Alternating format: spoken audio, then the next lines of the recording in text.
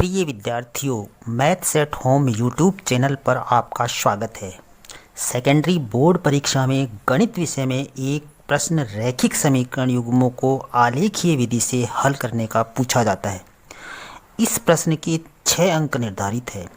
ये 6 अंक आप आसानी से प्राप्त कर सकते हैं। इस प्रश्न का सबसे महत्वपूर्ण भाग है बिंदु सारणी का निर्माण करना। बिंदु सारणी का निर्माण करना ये कार्य अधिकांश विद्यार्थियों को मुश्किल लगता है। आज मैं इस वीडियो में बिंदु सारणी तैयार करने की एक आसान ट्रिक बताने जा रहा हूँ। अतः इस वीडियो को ध्यान से सुनें और देखें। आप मात्र 5 मिनट में बिंदु सारणी बनाना सीख जाओगी और महत्वपूर्ण 6 अंक प्राप्त कर सकोगी। ये ट्रिक समझने के लिए एक उदाहरण लेते हैं। एक रैखिक समीकरण 2x + 3y = 8 के लिए बिंदु सारणी बनाते हैं।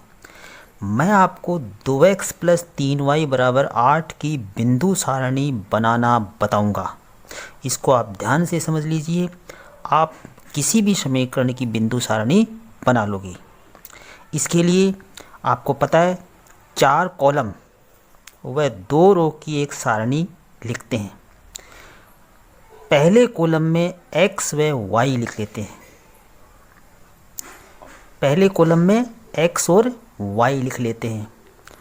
x से पूर्व y का गुणांक विपरीत चिन्ह के लिखिए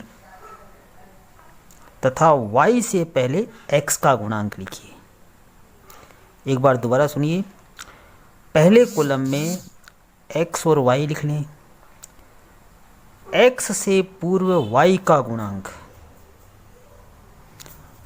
और चिन्ह विपरीत लिखिए तथा y से पहले x का गुणांक लिखिए। x से पहले तो जो समीकरण दी हुई है, x से पहले उस समीकरण में जो y का गुणांक है वो लिखना है और निशान उसका विपरीत लगाना है। जो समीकरण में दिया हुआ है उसका विपरीत प्लस दिया हुआ है तो माइनस लगाना है, माइनस दिया हुआ तो प्लस लगाना है। और y से पहले x का गुणांक जो समीकरण में दिया है वो लिखना है। निशान जो भी समीकरण में दिया है वही लिखना है। यहाँ जो हमारे पास है x से पूर्व y का गुणांक 3 है तो इसका विपरीत माइनस के साथ लिखेंगे। तो दी गई समीकरण में y का गुणांक +3 है, इसलिए x से पहले -3 लिखना है। हमारे पास जो समीकरण दी गई है उसमें y का गुणांक +3 है तो x से पूर्व हम -3 लिखेंगे। ठीक है। अब y से पूर्व x का गुणांक लिखना है। हमारे प्रश्न में x का गुणांक 2 है जो y से पूर्व लिखा जाएगा। एक बार फिर से समझिए। x से पूर्व y के गुणांक को लिखना है और निशान जो प्रश्न में दिया है उसका विपरीत लगाना है। प्लस है तो माइनस, माइनस है तो प्लस लगाना है। x से पूर्व y का गुणांक लिख देंगे। हमारे पास +3 है y का गुणांक, इसलिए हम x से पूर्व -3 लिखेंगे। और y से पूर्व जो समीकरण में x का गुणांक है वो लिखना है। और हमारे प्रश्न में x का गुणांक 2 है जो y से पूर्व लिखा जाएगा। इस तरह से हमने लिख लिया। अब x से पूर्व y का गुणांक विपरीत चिन्ह के साथ, अर्थात y का गुणांक प्लस में है तो माइनस चिन्ह के साथ लिख देंगे और माइनस में है तो प्लस चिन्ह के साथ लिखना है।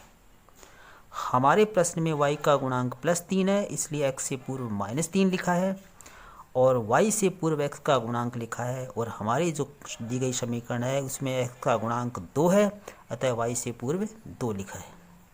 ठीक है। अब समीकरण में x अथवा y के किसी एक चर का मान 0 लिखते हैं।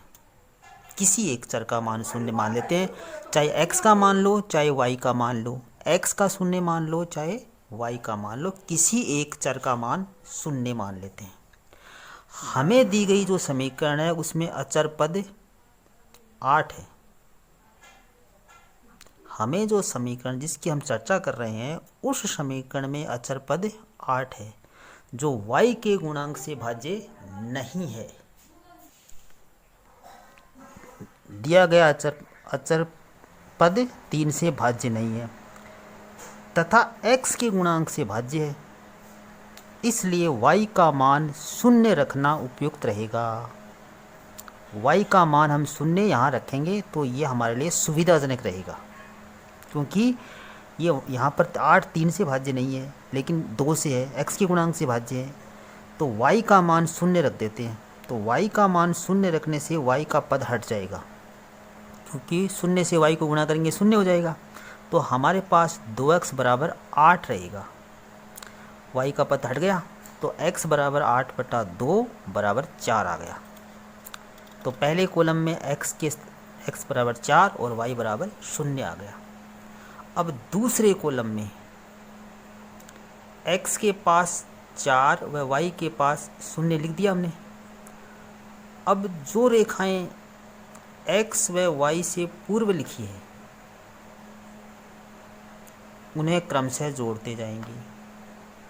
जो हमने शुरुआत में x और y से पहले जो गुणांक लिखे थे ना, उनको इस कॉलम के अंकों में जोड़ते जाएंगे। तो 4 में -3 जोड़ेंगे तो 1 आ जाएगा, और 0 में 2 जोड़ेंगे तो 2 आ जाएंगे। एक बार फिर समझिए, 4 में -3 जोड़ना है। जो x का मान 4 आया है उसमें जो x से पहले -3 लिखा है वो जोड़ना है। जोड़ने का मतलब 4 में से 3 घटेगा यहाँ पर, तो 1 आ गया। और y का मान जो 0 आया है उसमें जो y से पूर्व गुणांक लिखा था ना x का 2, उसको जोड़ेंगे तो 2 आ जाएगा। तो हमारा ये कॉलम तैयार हो गया। अब 1 में -3 जोड़ेंगे तो -2 आ जाएगा, और 2 में 2 जोड़ने पर 4 आ गया। इस तरह से हमारे पास तीसरा बिंदु भी मिल गया। पहला बिंदु हमने y का मान 0 रख करके प्राप्त कर लिया।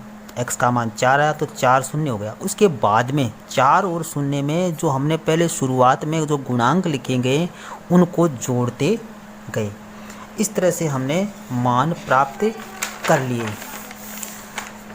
किसी प्रश्न में जोड़ने पर बड़ी संख्या प्राप्त होने लग जाती है तो ये प्रक्रिया हम घटाकर भी कर सकते हैं।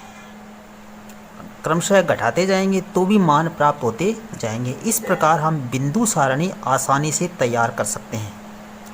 ये विधि अच्छी तरह से समझने के लिए वीडियो को पुनः पुनः देखकर विभिन्न रैखिक समीकरणों को बिंदु सारणी तैयार करने का अभ्यास कर लीजिए।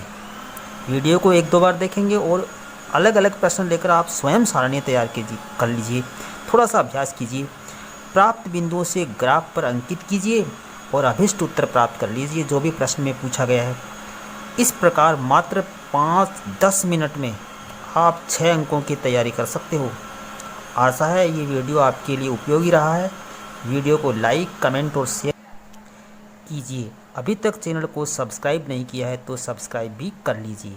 परीक्षा में अच्छे अंक प्राप्त करने की आपको शुभकामनाएं। Thanks for watching.